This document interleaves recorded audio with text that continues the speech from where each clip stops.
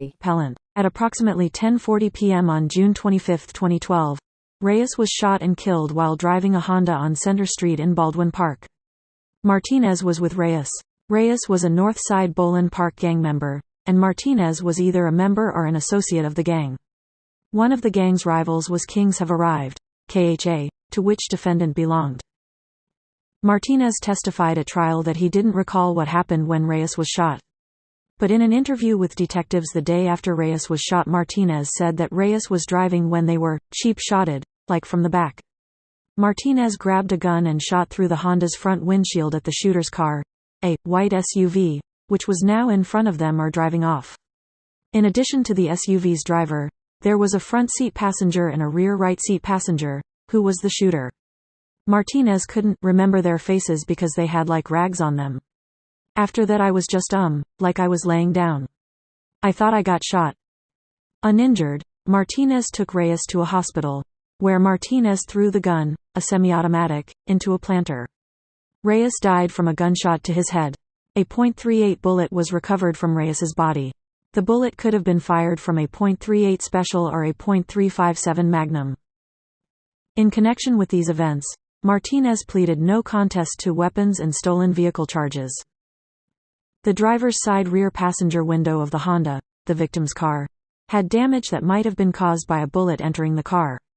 The driver's side mirror also had damage suggesting that a bullet was fired at the Honda. A white SUV with gunshot damage was never found. No physical evidence or witnesses connected defendant to the crime. B. Defendant's jailhouse statements to undercover deputies. Several months after Reyes's murder, defendant was in custody on an unrelated matter. When detectives received anonymous information about defendant, they conducted, on September 7, 2012, an undercover operation. Deputy Sheriffs Anthony Castro and Navarro, posing as Southsiders, Hispanic gangsters from Southern California, were placed in a holding cell. One deputy wore a recording device, and there was another recording device in the cell. Detective Angus Ferguson listened via a live feed in a separate room. Defendant was put in the cell with the deputies, who told defendant they were in jail for murder. Defendant introduced himself as Danger from KHA. Parts of the approximate 3-hour recording were played for the jury. Large parts of the recording were unintelligible.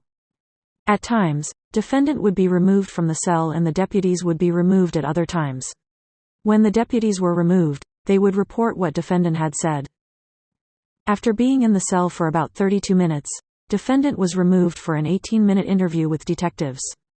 Detectives told defendant they were investigating the shootout, murder of a North Side Bolin gang member named Memo near Center and Palm Streets in Baldwin Park. Although it was untrue, the detective said that the surviving victim picked defendant out of a six-pack and that they had shell casings from which they would get DNA or fingerprints. They told defendant someone identified him. The detectives did not mention whether the crime occurred during the day or night and what type of gun was used. Defendant maintained he had nothing to do with the crime. When detectives said they had video of the crime, defendant said it would show he wasn't there. Back in the cell, defendant told the undercover deputies that the detectives were looking at him for a homicide.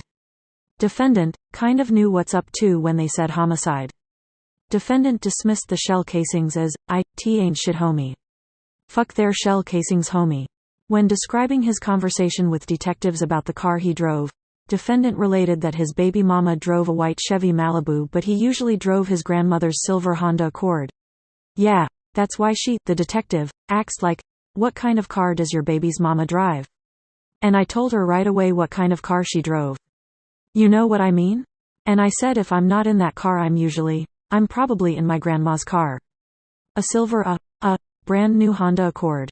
You know what I mean? Way different, you know what I mean? This exchange occurred. Deputy Castro, and the worst part Holmes? Sorry to say Holmes, I know you represent your neighborhood. It's the tats on your face. Defendant, I know. Deputy Castro, that right there. Defendant, unintelligible, yeah. Deputy Castro, that right there. Defendant, hey, but when the mamada, the shit, happened right, pause. You know what I'm talking about. You know what I'm talking about? Deputy Navarro, yeah, well then how, unintelligible. Defendant, because, I don't even want to say too much, it could be recorded right now dog. You know what I mean? I don't know shit dog. They're trying to get me for a murder that, you know what I mean? It wasn't me, dog. Paragraph mark. It wasn't me at all, homie, and it's fucked up. Now I'm looking at 187 for some shit I didn't even do, dog. Deputy Navarro, that's fucked up. Defendant, I just need my alibi where I was at. ... Deputy Castro, unintelligible. Defendant, huh? Deputy Castro, what about up here? Defendant, nada. I had my hair like this. Probably a bit shorter.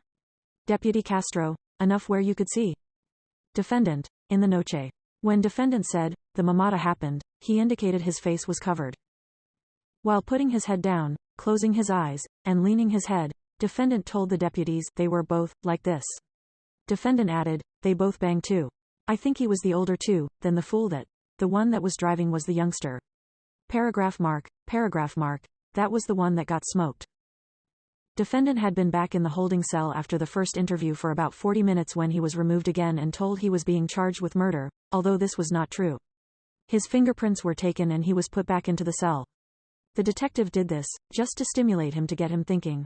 Get his head spinning a little bit so when he goes back into the cell, now he knows why he's there and what it's all about. Later, at defendant's request, he talked to detectives for about 10 minutes. He asked what the date of the crime was so that he could ask his family where he was, although he said he was most likely with his baby mama. Toward the end of the operation, Deputy Castro was alone in the cell with defendant. Throughout the conversation, defendant would pause and use his hands to describe, for example, how the cars were positioned. It was one of these. This was them. They were, you know? And, pause, just fucking, make sound. Boom. 1. The conversation continued. Defendant, but the only reason why he said it was, because when the thing. Deputy Castro, Defendant, I was out. Deputy Castro, Defendant, and they ran, unintelligible, dog. Unintelligible, about to take off. I was walking, I was going to my grandma's pad. Unintelligible, and he was driving on the side right there. There was already a car right here. Makes sound, popped the door open. Stood like this. I just stood right there, fool. My homie left me, dog. The fool that was on foot with me, ran. Ran into my neighbor's house, dog. The reason why I, unintelligible, is 'cause I didn't want them shooting up that pad, dog. They got little kids there at that pad. They're my neighbors, you know? Deputy Castro, Defendant, so I just looked at the homie, fool. And he seen me, fool, and I stood there, fool. Makes sound. You know what I mean? Like pretty much, unintelligible, fool. I stood right there, fool, like a G, fool. My homie calls me, the one that was, unintelligible, makes sounds. I was like, fuck this fool, dog. Told him, King's gang. I just started walking, could have fucking, easy, you know? ... Deputy Castro, so then you guys just fucking got them after that? Defendant, they followed them, unintelligible. Deputy Castro, oh, they followed you? Defendant, unintelligible. Deputy Castro, but I thought you guys were in the back? Defendant, unintelligible, the homie calls me, telling me he's dropping me off supposedly. He was going to drop me off. We were gonna take off. We were, unintelligible, stood right there like follow me, like you know when someone's walking and someone's driving on the side of you like, makes sound. Paragraph mark, yeah. And then he stopped because he heard me, he heard that fool, that other fool already parked over there waiting. That fool he could have easily, and then he's just like, I just stood there. Unintelligible, where you from? The homie's already calling me like, hey, unintelligible. Deputy Castro, Defendant, King's gang, unintelligible. I just started walking to the, unintelligible, car, jumped in. That's when that, unintelligible. Deputy Castro, unintelligible. Defendant, then after that they went, unintelligible. Deputy Castro, oh, so you guys went in the front and then you just got out and blasted them? Defendant, unintelligible. Deputy Castro, unintelligible, car, unintelligible. Your car was in the front or your car was in the back? Defendant, they were chasing us. Deputy Castro, oh, they were chasing you guys? Defendant, yeah, this exchange occurred. Deputy Castro, unintelligible, that other car took off after or no? Defendant, it was like this. Deputy Castro, unintelligible. Defendant, it was like this, it was just this. Deputy Castro, fuck. Defendant, and then the first one I seen him like, I hit. He's like boom. Deputy Castro, unintelligible. Defendant, I was already blast, like this. Makes sound. Deputy Castro, Defendant, unintelligible, fool. Deputy Castro, Defendant, and I just seen them, they were just like. The homie was, the other one that was with me there. Deputy Castro, Defendant, I told him, give me that.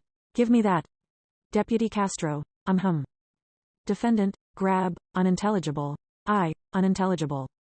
Defendant, and that fool that was the passenger was the one that could have. The driver wasn't, unintelligible, fuckin'. Deputy Castro, it was the passenger then, unintelligible. Defendant, yeah, he's the one. Deputy Castro, oh so, unintelligible. Defendant, he's the one who was trying to, you know? Deputy Castro, but he, unintelligible, is he the one that, unintelligible? Defendant, unintelligible, bang on me. Deputy Castro elaborated on defendant's statements. Defendant was walking at night when someone from the victim's car threw out a gang sign. Defendant responded with his gang's name, King's Gang. Defendant got into his homie's car and they covered their faces. At one point, the victim's car was behind the car defendant was in. Defendant's car stopped, and defendant got out and started shooting. Walk up to the motherfucker, unintelligible, makes sounds, laughs. It's like they were like this, literally, both of them. Shots came back from the victim's car. Defendant's homie got out of the car and was supposed to shoot, but he chickened out. Defendant said it was smart the way it went down, mousetrap. After the shooting, defendant got into a second car. Defendant got rid of his and his companion's guns. He then kicked it in the hood for a little bit. Came back to the hood still running around in G-rides. Still fucking with a different one. .357 mag baby boy. From time to time, defendant denied involvement in the homicide. Yeah fool, but I didn't do shit dog. They're trying to say it was me dog, you know. Deputy Castro also told defendant he should start thinking about a deal. A number he would take. The deputy told defendant about a guy who went to trial and got a long sentence. Defendant said he would take anything without the life. C. Gang evidence. Detective Jeffrey Honeycutt, the People's Gang expert, knows defendant, a KHA member, from prior contacts and from talking to other officers about him. Based on a hypothetical modeled on the facts of this case, the detective opined that such a crime was committed for the benefit of KHA. D. Defense evidence. Martinez told Officer Jose Castro that he was a Northside Bolin Park gang member and, on the night Reyes was killed, they were on a mission, looking for rival gang members, either East Side Bolin Park or KHA. They were in a stolen car and the gun Martinez used was his. At the time Reyes was shot, defendant was at Michelle Fernandez's house. On March 25, 2014, the trial court sentenced defendant, on count 1, to 25 years to life plus a consecutive 25 years to life for the gun use. On count 2, the court sentenced him to life with a 15-year minimum parole eligibility period. Section 186.22, sub. B. 5, plus 25 years to life for the gun use. The court imposed but stayed sentences on the remaining gun enhancements.